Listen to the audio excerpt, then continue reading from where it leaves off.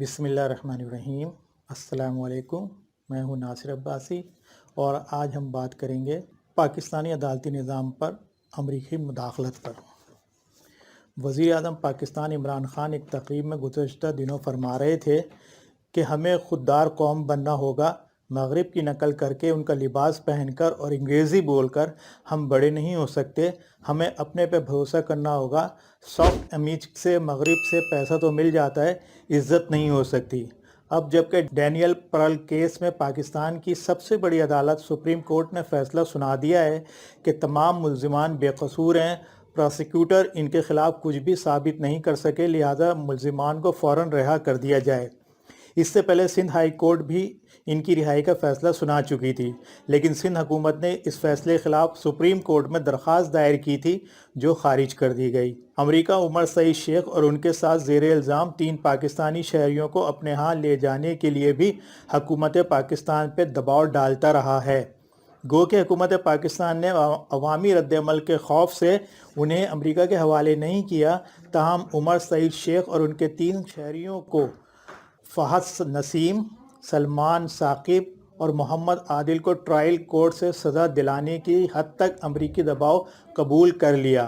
ملزمان کے وکیل رائے بشیر احمد ایڈوکیٹ نے کہا ہے کہ حکومت دباؤ کے ماحول میں اس کیس کو التوا میں رکھنا اپنے حق میں بہتر سمجھتی تھی۔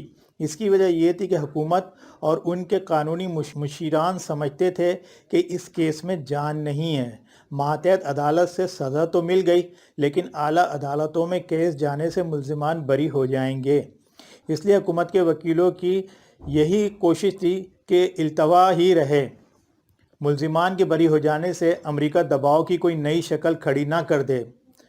عمر سعید شیخ نے اپنی زندگی کے قیمتی 18 سال جیل میں قید تنہائی میں نہیں بلکہ ڈیتھ سیل میں گزارے ہیں۔ وہ لندن اسکول آف اکنامکس کا گریجویٹ ایک ذہین نوجوان تھا جس نے اپنا ابھی کیریئر شروع کرنا تھا۔ سپریم کورٹ سے ملزمان کو بری کرنے کے آرڈر سے امریکہ کو تکلیف شروع ہو گئی ہے۔ امریکہ نے براہ راست پاکستانی عدالتی نظام میں مداخلت شروع کر دی۔ امریکی دھمکی کے بعد وفاقی وزارت قانون سے مشاورت کے بعد فوری طور پر سندھ حکومت نے ڈینیل پرل کیس میں عمر سعید شیخ اور دیگر کی بریت کے خلاف نظر ثانی کی اپیل دائر کر دی ہے اور سپریم کورٹ سے ملزمان کی رہائی روکنے کی استدعا کی ہے۔ ملزمان کی رہائی پہ امریکہ نے سخت رد عمل کا اظہار کیا ہے۔ امریکی سیکرٹری اسٹیٹ انٹونی بلنکن نے کہا ہے کہ امریکہ ملزم عمر شیخ کے خلاف قانونی کارروائی کرنے کے لیے تیار ہے۔ انہوں نے کہا کہ سپریم کورٹ آف پاکستان کے ڈینیل پرل کیس کے ملزمان کو بری کرنے کے فیصلے پر سخت تشویش ہے۔ امریکی شہری کے خلاف عمر شیخ کے ہولناک جرم پر امریکہ میں ان کے خلاف کارروائی کے لیے تیار ہیں، جبکہ ملزمان کے وکیل رائے بشیر احمد ایڈوکیٹ کہتے ہیں کہ امریکہ اور اس کا صدر یا انتظامیہ کی خواہش کچھ بھی ہو، سپریم کورٹ نے پہلے بھی کیس کو ملکی قانون کے مطابق دیکھا ہے اور نظر ثانی کی اپیل بھی اسی قانون کے تحت دیکھے گی۔ جبکہ ان کا مزید کہنا تھا کہ ویسے تو سندھ حکومت اور وفاق ہر معاملے میں الگ الگ ہیں، مگر عمر سعید شیخ کے معاملے سے دونوں ایک صفحے پر ہیں اور یہ امریکی دباؤ ہے۔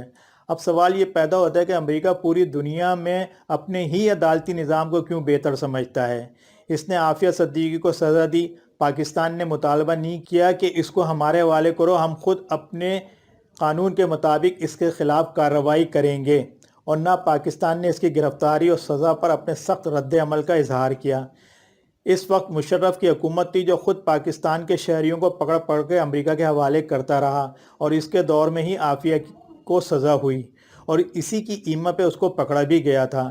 جبکہ سندھ پر اس وقت امریکی خوشنودی حاصل کرنے والوں کی حکومت ہے، وہ امریکہ کو خوش رکھنے کے لیے 18 سال سے ملزمان کو جیل میں رکھے ہوئے ہیں۔ اب وزیر اعظم پاکستان کو خوددار ملک کے وزیر اعظم کے طور پر امریکہ کو شٹ اپ کال دے دینی چاہیے اور ان کو پاکستان کے عدالتی نظام میں مداخلت پر بغیر کسی دباؤ لالچ کے جواب دے کر اپنی قوم کو بتانا ہوگا کہ خوددار ملک کا وزیر اعظم ایسا ہوتا ہے جو نہ جھکتا ہے، نہ بکتا ہے، نہ ڈرتا ہے، بس اپنی قوم کا مورال بلند کرنے کے لیے کچھ بھی کر گزرتا ہے۔